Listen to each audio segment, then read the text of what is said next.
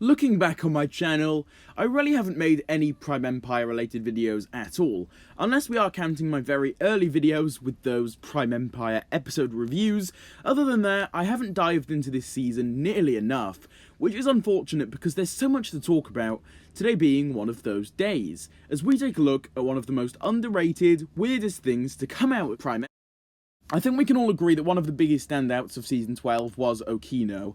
Now, as we all know, he was an NPC, which basically means that in Ninjago, in this game, he was programmed to be this kind of failure of a master to these people that were coming through, and he'd always mess up, so that then the people would get turned into energy cubes to serve Unagami's master plan. So yeah, that was basically the basics to Okino. As we all know, he did actually break his programming, and along those sort of lines, Unagami once made it very clear to Okino that he was no longer allowed to leave the game. And that was when Unagami was still evil. Just remember that, that's going to come in very useful later on in today's video.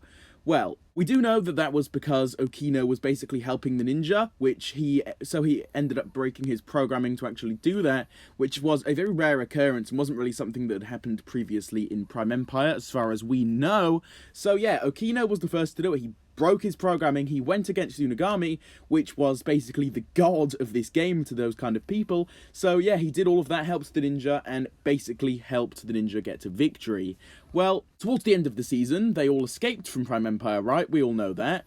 But isn't it really, really strange, and this is where we're getting onto the good stuff, isn't it really strange how Okino managed to just casually leave the game? This was still when Unagami was evil and he was just wrecking havoc over Ninjago.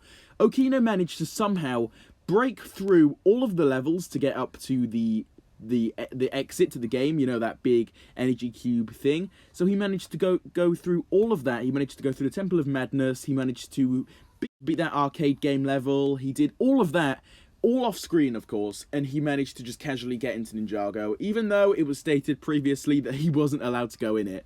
This alone pretty much just breaks of logic around Prime Empire and essentially just ruins the main logic that was used in this season. It's essentially just ruining all of it completely, which is just really weird when you think about it. And I know it does kind of seem like a small detail, but the more you dive into it, this was one of the biggest aspects of Prime Empire, if we're being honest. The literal god of Prime Empire said that he was not allowed to leave this realm. Now yes, later on when Unagami turned good again, he did free everyone, but this was before that point. You've just got to remember that. So he somehow managed to just break all of that, even though Unagami specifically said he was never going to make it, and he just beat all kinds of logic and just managed to absolutely pull an insane move and escape all on his own by the looks of things. And yeah, he was just seen helping people in Ninjago City. This one specific detail alone pretty much broke all kinds of logic centered around Prime Empire, which is something that honestly isn't really picked up on enough. And it's just one of those weird details that at first isn't really a big thing, at least you might think,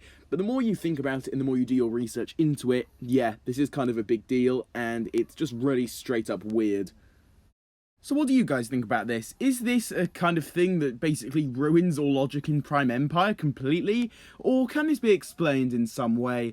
Is it a big deal to you or not? Let me know in the comments. I'd be really more than interested to hear some of your thoughts regarding all of this. As usual, if you did enjoy today's video, please do consider dropping a like on it.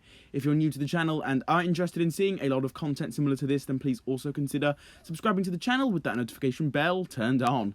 With all of this being said though, guys, I will see you all in my next one.